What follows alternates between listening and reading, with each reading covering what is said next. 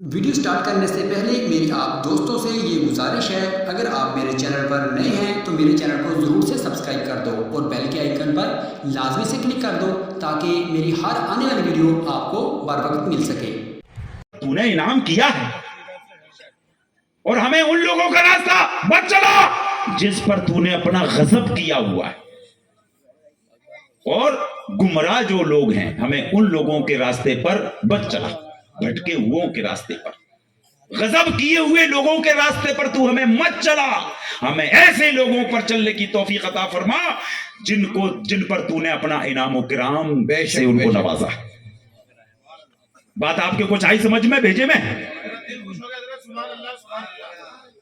ہم پیر ہیں، ہمارے حضور سرکار سید معصوم علی بابا صاحب تاجدار ملنگا مدد اللہ العالی و نورانی نے ارشاد فرمایا کہ بیٹے جب تک تم سچے ملنگ نہیں ہو سکتے جب تک تم شریعت کی پیروی نہیں کر لو گے۔ بہت اچھی بات ہے، بہت اچھی بات ہے۔ تمہیں شریعت کے قانون کے دائرے میں آنا ہی پڑے گا، مانا کہ ان الحق کی صدا دینے والے کا سر دھڑ سے الگ کیا گیا، وہ بھی حق پر تھے، اور جس نے سر الگ کیا وہ بھی حق پر تھا، کیونکہ یہاں پر شریعت اور حقیقت دونوں ظاہر ہو رہی تھی، دونوں ہی حق پر تھے۔ آپ یہ نہیں کہہ سکتے کہ صاحب انہوں نے جو ہے غلط کیا، کیونکہ میں نے اس سے پہلے کہا تھا کہ شریعت ظاہر پر لاگو ہے، باطن پر لاگو نہیں ہے۔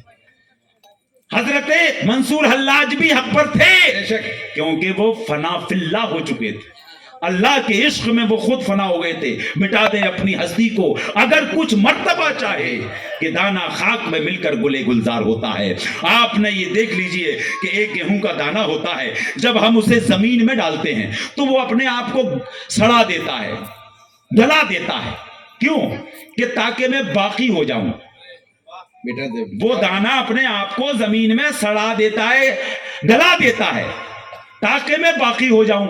آپ دانے کو ایسے ہی آپ نے ہاتھ پر رکھے رہو یا کسی تھیلے میں رکھ دو تو وہ دانا نہ تو سڑے گا، گھن جائے گا، مگر سڑ نہیں سکتا۔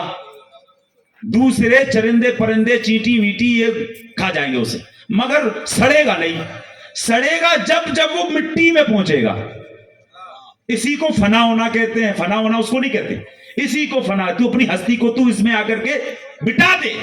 اسی طرح سے جو سچا فقیر ہوتا ہے وہ شریعت طریقت دونوں میں اپنی ہستی کو اللہ کے عشق میں بٹا دیتا، تب اللہ تعالیٰ اس کو فنا فی اللہ میں لا کر کے اس کو بقا باللہ بناتا ہے۔ تب کہتا ہے وہ انا الحق، میں خدا ہوں۔ تب وہ انسان عشق میں ڈوب جاتا ہے، ہوش میں ہوتا نہیں ہے۔ حضرت بایزید بوستامی عرف تیفور شامی رضی اللہ تعالیٰ عنہ نے ارشاد فرمایا کہ سبحانی معاذم و شانی، میں پاک ہوں، میری شان اعلیٰ ہے۔ علماء الزام، محقق، محدثین سب آپ کی محفل میں بیٹھے ہوئے تھے، جب آپ ہوش میں آئے حالت استغراق سے، حالت وجد سے جب آپ ہوش میں آئے تو لوگوں نے کہا، علماء نے کہا کہ حضور آپ کے منہ سے ایسے ایسے شرکیہ الفاظ نکلے۔ تو آپ نے کہا کہ تم لوگوں نے شریعت کی پیروی کیوں نہیں کی، میرے سر کو دھڑ سے الگ کیوں نہیں کیا؟ بولے کہ حضور اگر اب آپ کی اجازت، ہم کو مرحمت ہو چکی ہے، اب آپ نے ہم کو اجازت دے دی ہے۔ علماء اکرام وہ ان کو تو اپنا ظاہری جو قانون ہے اس کو فالو تو کرنا ہی ہے، تلوار لے کے بیٹھ گئے دھار لگا کر کے کہ اب جب کہیں تب ہم ان کا دھڑ سر سے، وہ ہم ان کے سر کو ان کے دھڑ سے الگ کر دیں۔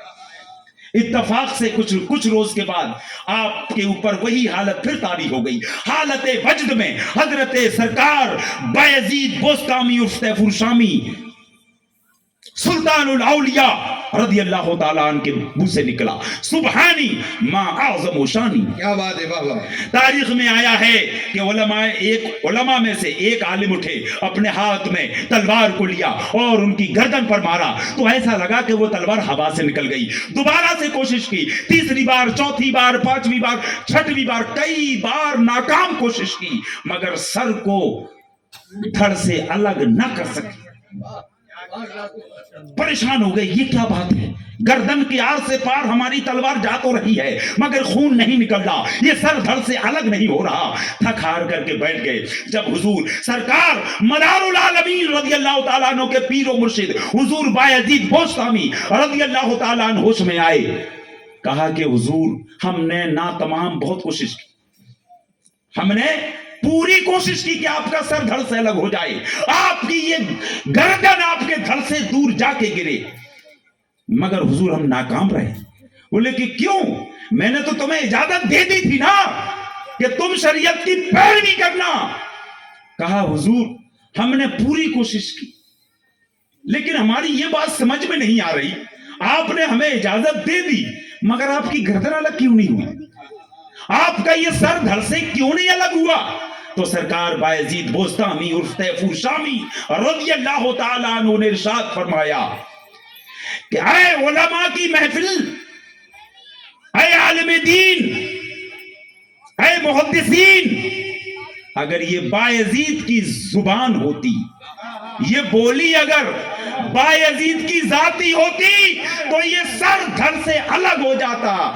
इस जुबान से तो अल्लाह बोल रहा था, क्या बात है, सुभान अल्लाह। खुदा हम कलाम हो रहा था, तो क्या तुम खुदा की गर्दन को अलग कर सकते हो? क्या खुदा के गर्दन होती है? ये बायजीद की जुबान नहीं थी। अल्लाह अकबर। अगर हमारी ये वीडियो आपके लिए हेल्पफुल रही है तो हमारे चैनल को सब्सक्राइब कर लें और वीडियो को लाइक भी कर दें ताकि हमें इस जैसी और वीडियो बनाने के लिए मोटिवेशन मिल सके।